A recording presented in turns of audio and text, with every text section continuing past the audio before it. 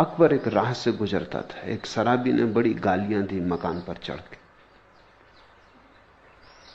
नाराज हुआ अकबर, पकड़वा बुलाया शराबी को, रात भर कैद में रखा, सुबह दरबार में बुलाया। वो शराबी झुक झुक के चरण छूने लगा। उसने कहा, क्षमा करें, वो गालियां मैंने ना दी थी। अकबर ने कहा, मैं खुद मौजूद था, मैं खुद राह से गुजरता था, गालियां मैंने खुद सुनी हैं, किसी और गवाही की जरूरत नहीं। उस शराबी ने कहा, उससे मैं इंकार नहीं करता कि आपने सुनी, आपने जरूर सुनी होंगी, लेकिन मैंने नहीं दी। मैं शराब पिए था, मैं होश में ना था। अब बेहोशी के लिए मुझे तो कसूरवार न ठहराओगे। शराब से निकली होंगी, मुझसे नहीं निकली। जब से होश आया है तब से पछता रहा हूं। तुमने जो कुछ किया है बेहोशी में किया है, जब होश आएगा पछताओगे। तुमने जो बसाया है बेहोशी में बसाया है, जब होश आएगा तब तुम पाओगे रेत पर बनाए महल।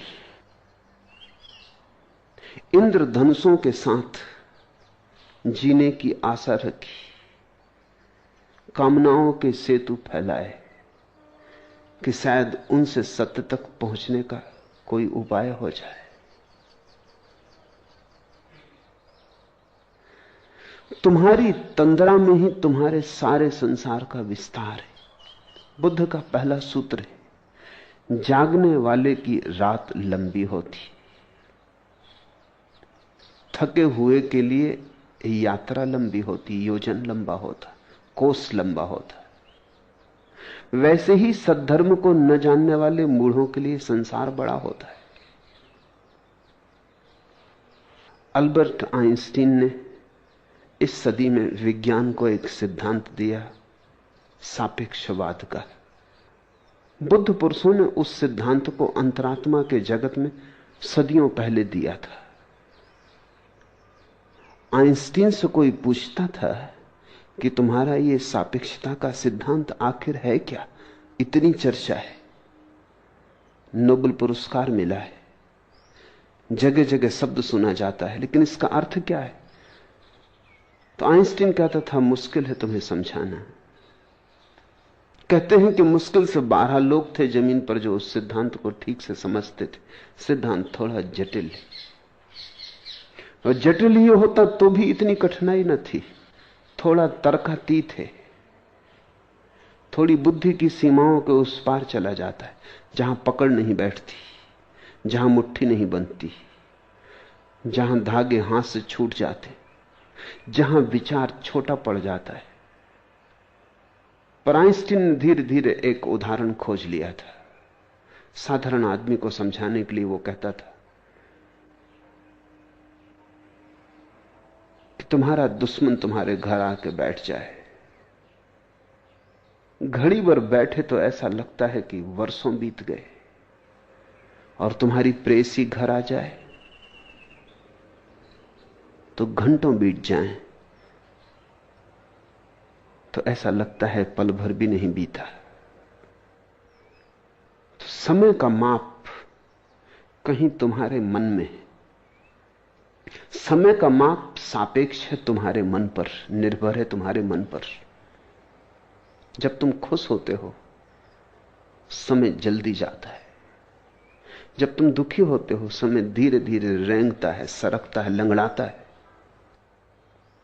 समय तो वही है, घड़ी की चाल वैसी है, तुम्हारे सुख दुख से नहीं बदलती, लेकिन तुम्हारा अंतर्भाव समय के प्रति रूपांतरित हो जाता है।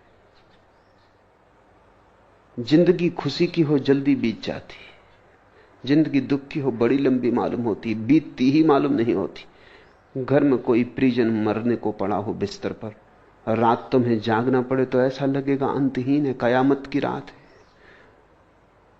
समाप्ति नहीं होती मालूम होती। सुबह होगी या ना होगी संदेह हो जाता है कि कहीं ऐसा तो ना हो कि अब सूरज उगे ही ना। मृत्यु पास हो तो समय बहुत लंबा हो जाता।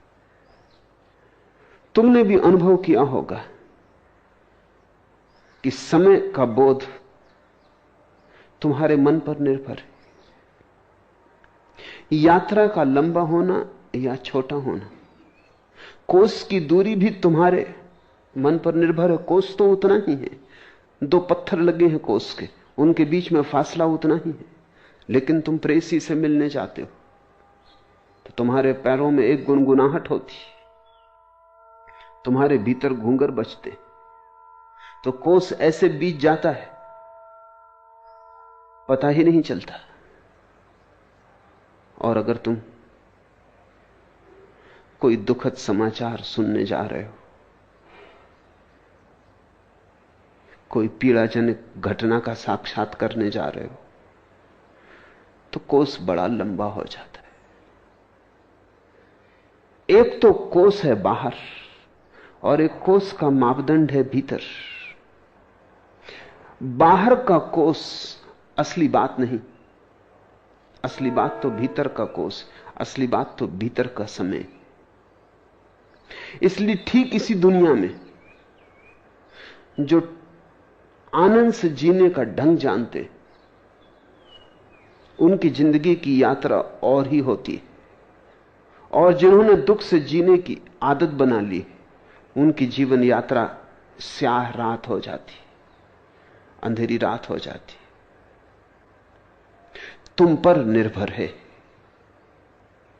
तुम अपने चारों तरफ जो अनुभव कर रहे हो वो तुम पर निर्भर है। वस्तुतः तुम ही उसके सृष्टा हो। तुमने जो जिंदगी पाई है वैसी जिंदगी पाने का तुमने उपाय किया है, जानकर या अनजान में। तुमने जो मांगा था वही मिला है, तुमने जो चाहा था वही हुआ है। अगर अंधेरी रात ने तुम्हें घेरा है तो तुम्हारे जीने का ढंग ऐसा है जिसमें अंधेरा बड़ा हो जाता है। अगर तुम्हें प्रकाश ने, रोशनी ने घेरा है, अगर तुम्हारी जिंदगी में नृत्य है और गीत है, तो तुम्हारे जीने के ढंग पर निर्भर है। इसी जमीन पर बुद्ध पुरुष चलते, कोस मिट जाते, समय शून्य हो जाता है। इसी जमीन पर बुद्ध पुरुष चलते हैं, संसार कहीं राह में आता ही नहीं। इसी जमीन पर तुम चलते हो, तो मंदिर में भी पहुंच जाओ तो दुकान में ही पहुंचते हो। मंदिरों का सवाल नहीं, तुम्हारा सवाल है। अंततः तुम ही निर्णायक हो। तुम्हारी जिंदगी तुमसे निकलती, जैसे वृक्ष से पत्ते निकलते, ऐसी तुम्हारी जिंदगी तुमसे निकलती।